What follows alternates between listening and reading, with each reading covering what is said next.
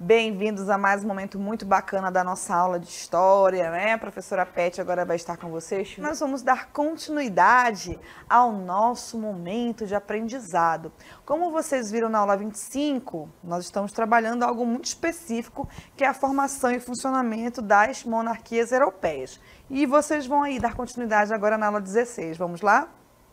Vejam bem, como objeto de conhecimento, nós temos a formação e o funcionamento das monarquias europeias, a lógica da centralização política e os conflitos políticos na Europa. E, neste momento, como detalhamento, os estados absolutistas, as características desse absolutismo. Então, como vocês vão observar, nós vamos tratar propriamente desse pensamento. O que é o absolutismo? Quem é que vai trabalhar o absolutismo? Quem vai alimentar essa ideia nas pessoas que vai fortalecer essa formação territorial e essa constituição do Estado Nacional, tá bom? É importante que vocês lembrem que nós estamos passando ali por muitas mudanças na Europa. E uma das características é essa. Para entendermos como dar o primeiro passo, nós temos que ter um conceito para absolutismo. Então, observem o que diz o texto aí para vocês. O absolutismo foi um sistema político administrativo dos países europeus nos séculos XVI ao XVIII. Nele, é importante que vocês tenham isso em mente, o soberano centraliza todos os poderes do Estado em suas mãos, sem prestar contas à sociedade. Então, por isso essa palavra tão forte, né? O absolutismo. Então, o absolutismo tem essa palavra aí, dando essa origem a essa ideia de centralizar o poder. E isso é uma concepção que vocês já têm em mente. Vocês já sabem que o rei ele está no momento de fazer o quê? Eu vou diminuir o poder daqueles que estavam ali, vindo do mundo feudal. Vocês viram ontem comigo, lembra? Então, ele precisa se organizar, mas ele precisa manter o apoio. Então, começa-se ali um jogo, uma ideia. E nós vamos também observar que existem pessoas que vão refutar essa ideia, que vão dizer o quê? Elas vão alimentar e fazer isso também virar um conjunto, teorias, certo? Essa próxima observação que vocês vão ter agora aí na frente de vocês, ela vai mostrar o absolutismo monárquico numa estrutura bem bacana que vale a pena que vocês observem. Então, aqui eu tenho o absolutismo monárquico da Europa. Então, como vocês podem observar, o nosso rei aqui, super raivoso, dando essa ideia mesmo de eu sou absoluto, eu tenho poder, eu centralizo tudo. Porém, para ele estar nessa condição, ele precisa alimentar certas relações. Como vocês observam aqui, a setinha vindo de onde? Dos burgueses. Quem eram os burgueses do sétimo ano? Era o pessoal do dinheiro, professor, aquela classe que vai subir lá na Baixa Idade Média, vai começar a centralizar o poder econômico nos burgos, que provavelmente vão dar origem a algumas vilas, algumas cidades. Então, eles vão ter essa relação aqui com o rei, certo? Porque eles vão estar próximo do rei. Lembre-se que eles não têm propriamente a nobreza, eles só têm ali o dinheiro, que é muito importante nesse momento. Em contrapartida, o rei também vai mantê-los próximos, tá bom? Então, tem essa relação. Aqui, ó, abaixo do rei, eu tenho duas setinhas. Aquela que liga a igreja. Lembre-se que, nesse momento, eu posso ter inicialmente a Igreja Católica Romana, mas como eu já vivenciei a Reforma Protestante, vocês vão observar no decorrer da aula que alguns reis absolutistas também já impunham uma outra ordem religiosa. Então, eu continuo tendo uma relação aqui. E aqui, ó, a minha nobreza também com uma setinha para o nosso rei. Então, a igreja e a nobreza. Ele precisa de todo mundo. E quem sustenta essa estrutura? Os camponeses, que lá na Idade Média, eles já eram base de sustentação. E eles continuam. Aqui, ó, eu tenho o trabalhador manual que tem essa relação direta. Ou seja, ele está ali, né, abaixo da burguesia, mas ele também sustenta o Estado. Então, como vocês podem observar nessa imagem, nós temos uma grande estrutura que vai contribuir com esse Estado monárquico. Para o rei estar ali na condição de absoluto, vão acontecer muitas estruturas. Ele não vai estar sozinho. Ele centraliza o poder. É diferente, Ele toma as decisões ali, sem muitas vezes consultar quem está ou mantendo sempre o poder. Um dos pontos importantes que vocês podem lembrar ali naquela imagem é que ele precisa ali da burguesia, ele precisa da nobreza, que são aquelas pessoas que vão estar em torno, sempre o apoiando. Por que esse apoio da nobreza, professora? Porque a nobreza precisa do rei, gente. Muitas vezes essa nobreza ela vem de uma grande linhagem ali de famílias que estavam próximas à família real. Mas não necessariamente isso quer dizer que eles tinham dinheiro. Então, por isso eles mantêm essa relação. E a igreja? Eu posso ter destituído o poder papal ali, absoluto, da minha cabeça. Isso é coisa, pensamento do rei, tá bom? Mas não quer dizer que eu não precise da igreja. Vocês já sabem que há necessidade de um direcionamento. Então, o rei, obviamente, ele vai ali continuar servindo a uma igreja, tendo ali o santo do dia, ou não, pode ser o rei luterano, pode ser o rei anglicano, mas é importante manter essa relação, até para quê? Para justificar aquele direito divino, lembram? Olha, eu estou na condição de rei, porque Deus instituiu dessa forma, por isso que ele não pode largar a igreja. Temos ali os camponeses e a burguesia, que é a classe que vem ascendendo. E lembram da troca de favores? Então, o que a burguesia pensou? Olha, nós vamos apoiar o rei porque a gente também quer ali usufruir dos juros, quer enriquecer. E era algo que a igreja condenava, quando a igreja estava ali muito no domínio da ideia do rei. Então, deu para compreender bastante aí essa relação do absolutismo. E o absolutismo, ele possui características específicas, que é o que vocês vão ver agora. Então, vejam só.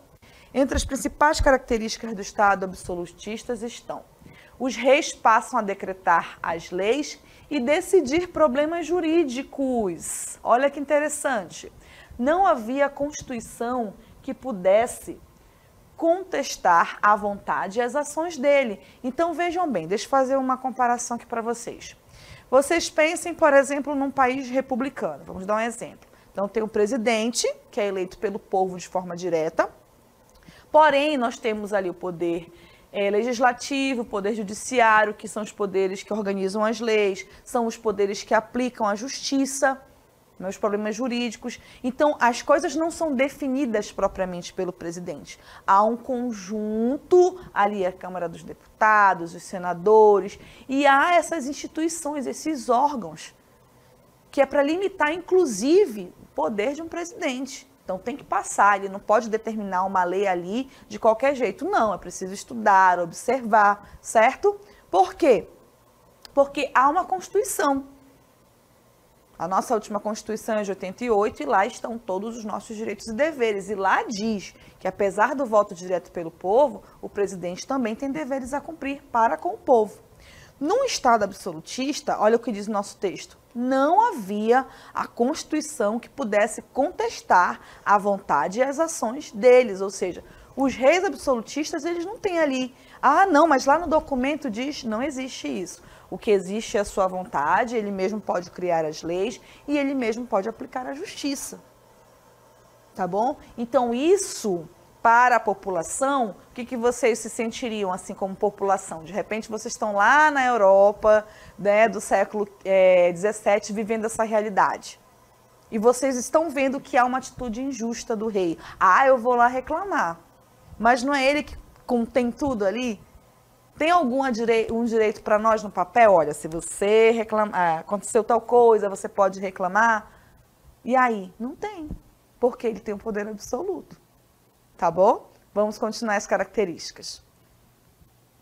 Eram responsáveis também por escolher o valor a ser cobrado nos tributos para a população e comerciantes. Outro ponto bem delicado, né, gente? Porque ele que determinava. Então, ele que vai estabelecer os produtos. Lembrem-se que nós já temos ali a tabela de valores e quantidade, moedas. Então, quando a burguesia ali faz aquilo, olha, nós precisamos de uma única moeda. Nós precisamos de uma tabela de pesos e quantidade, que era justamente para estabelecer uma ordem econômica.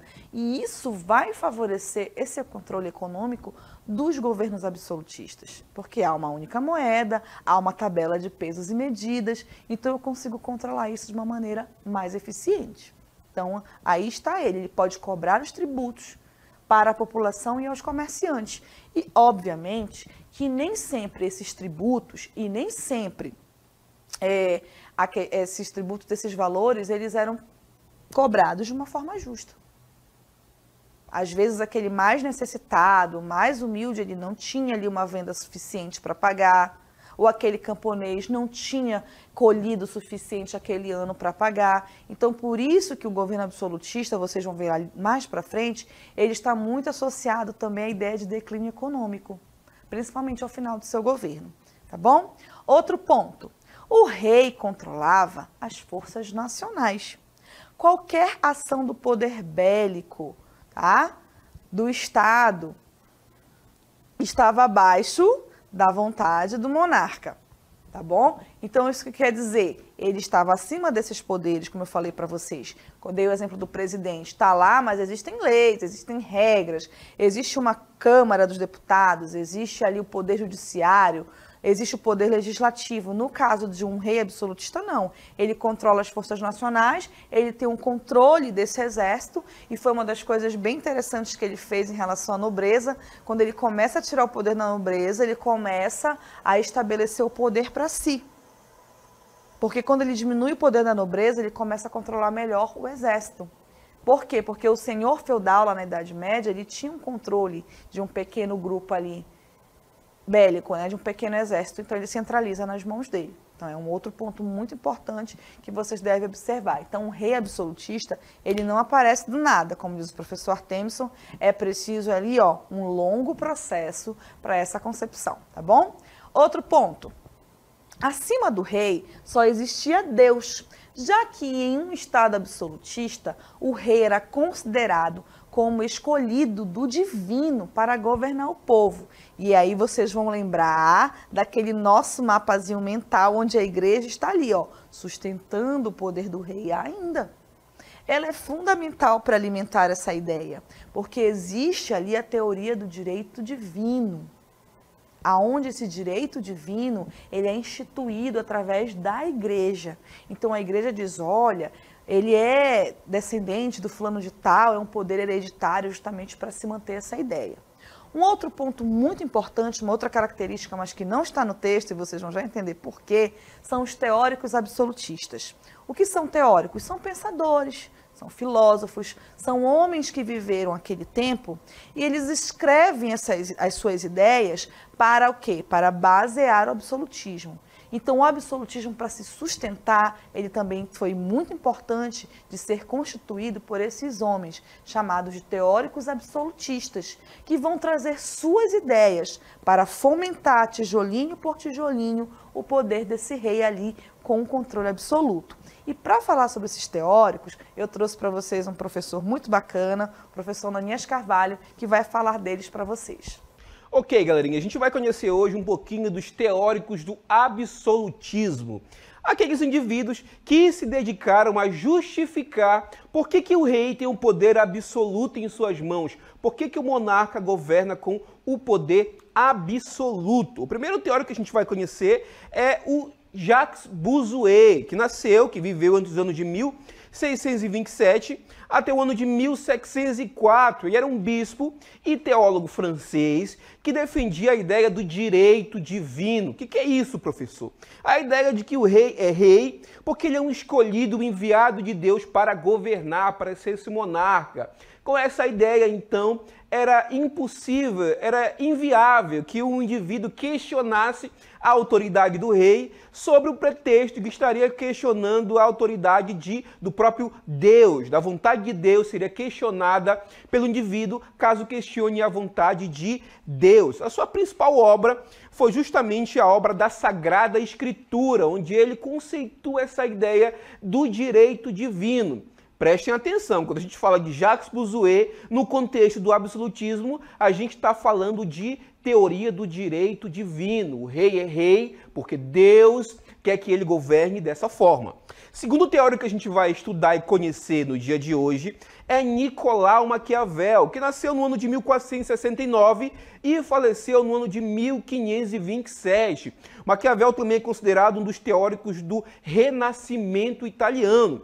Ele defendia, entre outras coisas, que é necessário que o governo, que o Estado, por assim dizer, tenha um governante forte, um governante poderoso, que consiga concentrar todo o poder em suas mãos. Esse, por sua forma, deve fazer todo o possível para se manter no poder, mesmo que usando de artifícios pouco éticos. A principal obra que o Maquiavel escreveu para justificar essa teoria é o famoso livro O Príncipe, que provavelmente vocês já devem ter ouvido falar, talvez tenham lido algo a respeito, talvez tenham ouvido falar em certas frases e citações que atribuem a Nicolau Maquiavel, como, por exemplo, a ideia de que os fins justificam os meios. Maquiavel nunca escreveu essa frase, mas a gente pode sintetizar que a ideia do Maquiavel bate muito com essa ideia de que os fins justificam os meios. Ok, gente? O terceiro teórico que a gente vai conhecer no dia de hoje é Thomas Hobbes, autor do célebre livro O Leviatã. Thomas Hobbes nasceu em 1588 e faleceu no ano de 1679. O Hobbes acreditava, entre outras coisas, que era necessário que se concentrasse o poder absoluto nas mãos do rei, justamente para que os indivíduos não entrem no que ele chama de total barbárie, não entrem em uma guerra desordenada. Porque, para Thomas Hobbes, era necessário que existisse um rei, um soberano, que conseguisse governar com mão de ferros, evitando que a sociedade entrasse em colapso. Hobbes também acreditava na ideia do contratualismo. O que seria isso, professor? A ideia de que o ser humano, o indivíduo, mesmo que inconscientemente, assinava um contrato social, dizendo que, olha, eu me submeto à autoridade do rei, em detrimento a isso, o rei, de forma absoluta, garante que a minha sociedade não entre em colapso, na chamada total barbárie. Vamos lá para outro teórico que a gente vai conhecer agora. Mais um teórico que a gente vai estudar é justamente o Jean Bodin, que também era um teórico, um filósofo francês, que nasceu no ano de 1530 e faleceu no ano de 1596. O Jean Bodin também acreditava na teoria do direito divino, também acreditava que o rei é rei por vontade de Deus, também acreditava nas ideias do próprio Thomas Hobbes que era necessário um rei forte, um rei absoluto, para que a sociedade não entre numa total barbárie, numa barbárie absoluta. O Jean Bodin, escreveu o livro Da República, onde ele colocava um pouquinho sobre essas ideias da necessidade do Estado ter um governante forte que controlasse o poder de forma absoluta. Ok, gente? Espero que tenham aprendido, compreendido um pouquinho sobre os teóricos do absolutismo. Essencial para que a gente possa compreender todo o panorama que existia na Europa nesse momento. Então, como vocês podem ver, os teóricos absolutistas são muito importantes justamente para a origem do Estado absolutista. Olha o que diz aí. O Estado absolutista surgiu no processo de formação do Estado moderno, ao mesmo tempo em que a burguesia se fortalecia. Já apareceu para vocês, tá bom? Durante a Idade Média, os nobres detinham mais poder que o rei. O soberano era apenas mais um entre os nobres e deveria buscar o equilíbrio entre a nobreza e seu próprio espaço. Durante a transição para o capitalismo, houve a ascensão econômica da burguesia e do mercantilismo.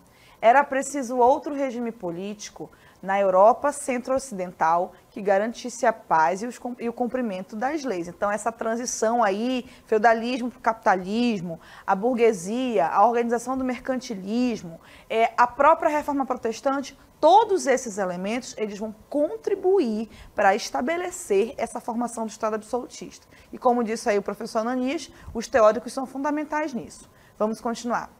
Desta maneira, o rei era a figura ideal para concentrar o poder político e das armas e garantir o funcionamento dos negócios. Nesta época, começam a surgir os grandes exércitos nacionais e a proibição de forças armadas particulares. Então, eu vou grifar bem aqui, segura aí para eles rapidinho. Então, para garantir, então o rei, Ele vai concentrar o poder político e das armas. E ele também vai proibir exércitos aos particulares. Então, como vocês podem ver, o rei também ele se alia à ideia de poder com as armas. Por quê? Porque era aquela ideia de centralizar o espaço. Era aquela ideia de controlar o território. Ele é importante para essa formação. Não nasce um Estado só com terra. São precisos leis, são precisos impor os limites e, claro, as Forças Armadas para vigiar ali o quê? As fronteiras. Isso é fundamental. Tá bom? Um dos nossos estados absolutistas mais importantes é a França. Olha o que diz aí para vocês. Considera-se a formação do Estado francês sobre o reinado de Luís XIII e do rei Luís XIV durando até a Revolução Francesa em 1789. Então, a França é o nosso pontapé inicial nessa formação de Estado absolutista. Luís XIV limitou o poder da nobreza, concentrou as decisões econômicas e de guerra em si e seus colaboradores mais próximos. Então, ele soube muito bem aí fazer essa concentração de poder. Ele já disse, opa, o exército é meu, tá bom? E nós vamos garantir esse poder. Obviamente, como o professor Nanias citou, muitos dos teóricos absolutistas eram franceses. E isso também estabelece essa ideia, mas eu vou falar dele já para vocês, tá bom? Este rei acreditava, olha o que ele diz, que somente um rei, uma lei e uma religião fariam prosperar a nação. Deste modo, inicia uma perseguição ao protestantismo, ou seja, aos protestantes. Ou seja, o que isso quer dizer? Que o rei, como eu falei, ele precisa da igreja para assim estabelecer o seu poder. O Luís XIV, gente, ele foi educado pela mãe e por um bispo. Ele se torna rei aos 5 anos de idade e ele governa por 72 anos. Então, ele é criado naquela condição. E ele começa, quando a mãe dele morre, na verdade, quando o cardeal morre, perdão, ele começa a entender e centralizar esse poder. Quando ele morre, o seu tutor, e ele começa a modificar a sua visão de governo. E a partir daí ele começa a centralizar o poder. Então, como rei católico, ele instituiu uma perseguição a todos aqueles que não eram católicos. E isso vocês já têm um domínio muito bom de informações, né, gente? Vocês já observaram que a religião é fundamental para esse controle. Mas vejam bem, ele vai aí trazer uma indústria para a França, ele vai mudar a moda, ele contribui muito para essa ideia da indústria da moda, as grandes construções, mas ele vai morrer. E quando ele morre, ele deixa a França numa situação muito lastimável. Lembra a questão da economia? Isso mesmo. Durante a Guerra de Secessão, lá na Espanha, ele vai mandar o exército francês para lá. E isso vai prejudicar a economia francesa. Então, quando ele falece, ele vai deixar a França numa situação bem delicada. Um outro exemplo de rei absolutista que nós vamos ver aconteceu na Inglaterra. Olha o conceito aí para vocês. A Inglaterra passou por um longo período de disputas internas devido às guerras religiosas. Vou explicar para vocês já. Primeiro, católicos e protestantes. E mais tarde, entre as várias correntes protestantes que vão estar inseridas naquele contexto. Este fato foi decisivo para que o monarca se concentrasse mais no poder em detrimento da nobreza. E o primeiro monarca a organizar essa ideia é Henrique VIII. O Henrique VIII, gente, ele era da dinastia Tudor. E essa família, ela era muito fragilizada, ela não tinha um poder centralizado. E ele sabia que a igreja era fundamental para essa ideia. Ele não tinha um filho homem e ele acabou conhecendo uma luterana. Então, uma série de fatores vai contribuir para que ele vá romper com a igreja católica, criando ali o anglicanismo. E é lá no anglicanismo que ele se torna absolutista. Quando, além de ser chefe do Estado, ele também vai ser chefe da igreja. Ele vai unir os poderes. Vocês já sabem que, do ponto de vista econômico, isso vai ser um fator também para que a igreja não tenha domínio sobre posses nem sobre terras na Inglaterra. Ele vai ali isolar a Inglaterra nesse sentido, mas organizá-la para uma grande realização econômica. Mas ele vai ser o pontapé inicial disso. Na verdade, o maior modelo de absolutismo na Inglaterra, ele vem com a sua filha, Elizabeth I. Então, hoje vocês sabem que quem está lá reinando na Inglaterra é a Elizabeth II, mas já houve uma primeira, que ela é filha de Henrique VIII. Olha aqui ela. Henrique VIII, ele vai ter ali o seu filho homem, que morre ainda criança, não chega a governar. A sua filha mais velha, lembram daquelas primeira mulher dele, de quem ele quis se divorciar, Catarina de Aragão, que era muito católica? Ela deixa uma filha para ele, e quando ela assume ali o reino, a Maria I, ela vai perseguir todos aqueles que não eram católicos. Inclusive, ela ficou conhecida na história como Maria a Sanguinária, que era irmã de Elizabeth I, tá bom? Essa aqui é Elizabeth. E aí, o que acontece? O poder meio que fragilizou. Quando ela morre, Maria I, ela morre sem deixar herdeiros. E ela tinha tanta loucura nessa ideia de não permitir outras religiões na Inglaterra, que ela prendeu a própria irmã numa torre, porque a irmã tinha relações com o anglicanismo e com o luteranismo. Então ela tinha medo que a irmã usurpasse o trono dela. Com a morte dela, ela deixa ali no trono Elizabeth I. E a Inglaterra, com Elizabeth I, vai viver o que nós conhecemos como a Era de Ouro Elizabetana. Inclusive, um dos seus maiores amigos era William Shakespeare, um dos maiores escritores de todos os tempos. Ela vai alavancar não só a arte, ela vai centralizar a economia, ela vai criar para a Inglaterra a maior frota naval de que nós temos notícias no século XVI, tá bom? Além disso, ela decide não casar, porque ela não via no casamento, ela não se sentia frágil para casar, para dizer, eu preciso dividir o meu poder com o rei. Não, Elizabeth tinha autonomia suficiente para dizer que governaria sozinha. E foi o que ela fez. Ela morreu já bem idosa e não casou. E aí o que ela percebeu? Que o pai dela pecou nessa falta de liberdade para as outras religiões, assim como a irmã dela. Elizabeth perseguiu alguns católicos, sim. E perseguiu também alguns puritanos. Lembram deles? Os puritanos eram os calvinistas que viviam lá na Inglaterra. E lá eles receberam o nome de puritanos. Com a perseguição aos puritanos, eles vão influenciar diretamente o continente americano. Porque quando ela começa a perseguir os puritanos, eles vêm para onde? Para a América do Norte, que vão dar origem futuramente aos Estados Unidos. Mas a Elizabeth, ela se manteve a regra.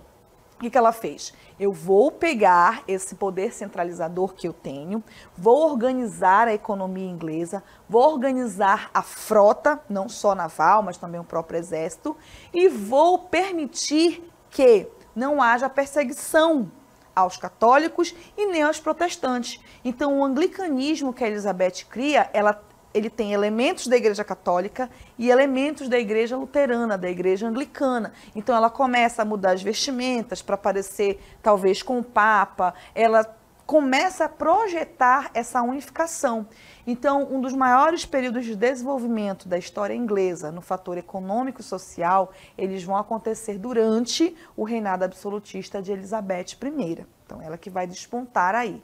Mas lembrando, gente, que esse absolutismo, ele está envolvido também naquela questão de, lembram daquele mapa? Quem é que sustenta essa sociedade? São os camponeses, são os mais pobres. Então, com certeza, qualquer governo absolutista, ele não vai prezar o bem-estar de todas essas pessoas. Amanhã é dia de trazer a cartolina, o pincel, o lápis de cor, os recortes, a fitinha, tudo que você quiser, porque amanhã é dia de trabalhar as ideias, tá bom? Então, até amanhã, um excelente final de tarde para todos vocês.